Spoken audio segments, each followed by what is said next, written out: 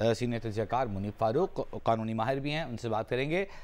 मुनीब, 7 सितंबर को बर्रियत की दरख्वास्त दायर की गई थी हमजा शहबाज की जानिब से, वज़ीर आज़म शहबाज शरीफ की जानिब से, कि सियासी बुनियादों पर बनाया गया केस है, इस केस से बरी किया जाए, और आज 12 अक्टूबर को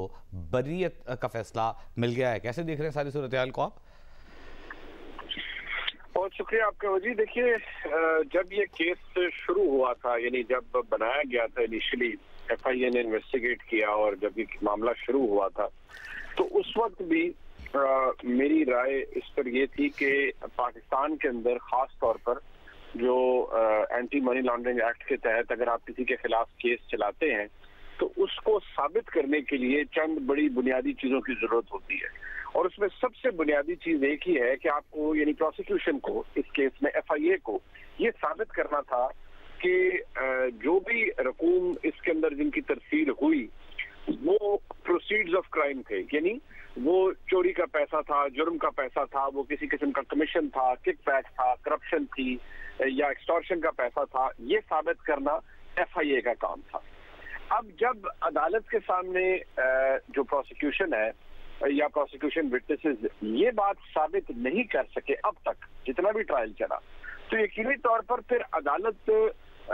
इंडेफिनेटली तो ट्रायल को नहीं चला सकती, और जो एक्विटल की दरखास्त होती है आमतौर पर वो किसी भी स्टेज पर दी जा सकती है। कोई भी फौजदारी मुकदमा अगर चल रहा हो ट्रायल का तो उसमें वो दी जा सकती है, और आमतौर पर यही होता है कि एक्विटल की दरखास्त उसी वक्त देते हैं जब प्रोसिक्यूशन का केस कमजोर हो या प्रोसिक्यूशन के जो गवाहान है या प्रोसिक्यूशन की जानिब से जो शवाहिद पेश किए गए हैं उनके अंदर बादियों नजर में अगर जान ना हो और महज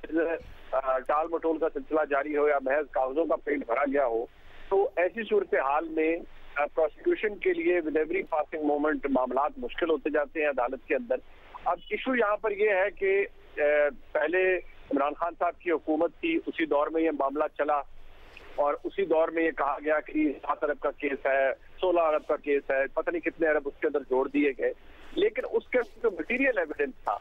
क्या उसके हवाले से कोई क्लियर बात सामने आई? यही सवाल हम आपसे आपसे करना चाहेंगे कि दिसंबर में ये केस फाइल हुआ था, FIA ने चालान पेश किया था, और उस दौरान तकरीबन अप्रैल तक PTI की हुकूमत थी। इस दौरान कोई ठोस शवाहिद या गवाह पेश क्यों न किए जा सके? FIA तो इमरान खान के मातहत थी, उस ज़माने में वज़ीर आज़म थे इमरान खान, ठोस शवाहिद क्यों न पेश किए जा सके उस ज़माने में? देखिए, FIA बहसियत एक इदारा तो अपनी जगह मौजूद है, और उस वक्त के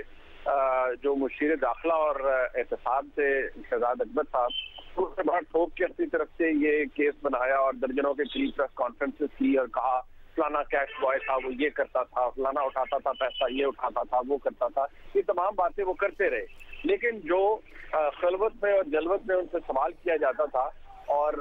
मुझसे बहुत से लोग करते थे, मैं जरा इसलिए करता था क्योंकि मुझे थोड़ा सा एज ये हासिल था कि मैं कुछ मामला को समझता था, मैं बार बार उनसे एक ही बात पूछता था कि जनाब वाला आप मुझे ये बताइए कि आप पैसों का जिक्र करते हैं, लेकिन क्या आप ये साबित कर सकते हैं कि इसके अंदर जो रेमिटेंसेज हुई है, अगर वो रिवर्स रेमिटेंस है या वो अकाउंट में पैसे आए हैं नहीं आए हैं, इनका शवाहिद भी आपने अदालत में देने हैं, लेकिन क्या आप ये साबित कर पाएंगे अदालत के सामने जो एंटी मनी लॉन्ड्रिंग एक्ट है उसके मुताबिक कि ये तमाम पैसा प्रोसीड ऑफ क्राइम है? उसका गोल मोल जवाब आता था, उसका कोई क्लियर कट जवाब नहीं आता था, और वो जवाब किसी के पास नहीं था। अभी कुछ दिन पहले की बात है, लाहौर हाई कोर्ट ने मोनिस इलाही साहब के खिलाफ भी जो मनी लॉन्ड्रिंग के हवाले से जो मामला थे वो मुकदमा भी क्वाश कर दिया। देखिए, ये एक बात ज़हन में रखनी होगी, और ये बात शायद बहुत कम लोगों को पता है कि इवन फैटफ के अंदर ये मामला डिस्कशन में आया कि पाकिस्तान के अंदर एंटी मनी लॉन्ड्रिंग एक्ट के तहत कितनी कन्विक्शन हुई है, तो यकीन मानिए सारे अपनी बगलें झांकते रह गए, क्योंकि पाकिस्तान के अंदर तो कोई नोटेबल कन्विक्शन है ही नहीं एंटी मनी लॉन्ड्रिंग एक्ट के तहत। तो आपको ये किसने मशवरा दिया, यानी साबिक हुकूमत को ये किसने मशवरा दिया कि आप जो केस आपने नैब में बनाया है उसी का रेप्लिका आप FIA के अंदर भी ले जाएं? चले आप ले गए, लेकिन कम अज कम शवाहिद तो हो, ऐसा केस तो हो कि जो चल सके। लेकिन उन बड़े बड़े बुलंदों का क्या हुआ जो एहतसाब शहजाद अकबर साहब लहराया करते थे, प्रेस कॉन्फ्रेंस किया करते थे, मीडिया ट्रायल किया करते थे? आपको नहीं लगता कि सिर्फ सियासी पॉइंट स्कोरिंग ही की गई کیس میں دم ہوتا تو پھر عدالت کے سامنے تک پیش کیے جاتے ثبوت بھی، شواہد بھی، گواہ بھی؟ دیکھیے جو پولیٹیکلی موٹیویٹڈ کیسز ہوتے ہیں نا ان کے لیے اس وقت بڑا مشکل ہو جاتا ہے. ٹھیک ہے، جب ایک خاص طرح کا ماحول ہو، آپ نے لوگوں کو رگڑا دینا ہو، لوگوں کو سیاسی طور پر انتقام کا نشانہ بنانا ہو، پھر تو بڑا آسان ہوتا ہے. آپ درجن بھر پریس کانفرنس کیجئے، آپ کاغذوں کے دھتے لہرائیے. ظاہری بات ہے ہر کوئی تو سیوی نہیں ہوتا. نہیں منیب، اب اس بریت کو بھی پولیٹیکلی موٹیویٹ ہی کیا جائے گا. خان صاحب کہتے آ رہے ہیں کہ این آر او مل گیا ہے، ان کے کیسز ختم ہوتے جا رہے ہیں، تو آپ سمجھتے ہیں اس بریت کو سیاسی نہیں بنا دیا جائے گا؟ دیکھیے یہ جب فیصلہ آئے گا بریت کا، اور جب جو اسپیشل جج سینٹرل ہیں وہ اپنا فیصلہ جاری کریں گے، تو اس فیصلے کو پڑھ کے یہ بات واضح کلیئر ہو جائے گی، سمجھ آ جائے گی کہ کیا کوئی خاص قسم کی رعایت دی گئی ہے شہباز شریف صاحب کو یا حمزہ شہباز شریف صاحب کو، یا واقعی پروسیکیوشن اپنا کیس ثابت کرنے میں ناکام ہوئی ہے. دیکھیے اس کی ایک مثال میں آپ کو دیتا ہوں. ابھی کچھ دن پہلے ایون فیلڈ کا معاملہ تھا، اس میں مریم نواز شریف صاحبہ کو بریت مل گئی. اب 4 سوال اس وقت عدالت نے پوچھے نیب سے، اور نیب کے پروسیکیوٹر بھی وہی تھے جو کہ عمران خان صاحب کے دور پر لیڈ پروسیکیوٹر تھے. عثمان چیمہ صاحب 2020 میں وہ آئے، اور 2021 میں بھی وہی، پھر مریم نواز شریف صاحبہ کے کیس کے اندر بھی وہ لیڈ کاؤنسل تھے. لیکن پروسیکیوٹر تو وہی تھے، سب کچھ وہی تھا. لیکن عدالت نے جب وہ 4 سوال پوچھے تو ان کا جواب میں نے، آپ نے یا کسی تیسرے نے تو نہیں دینا تھا، اس کا جواب تو نیب نے دینا تھا. اب عدالت نے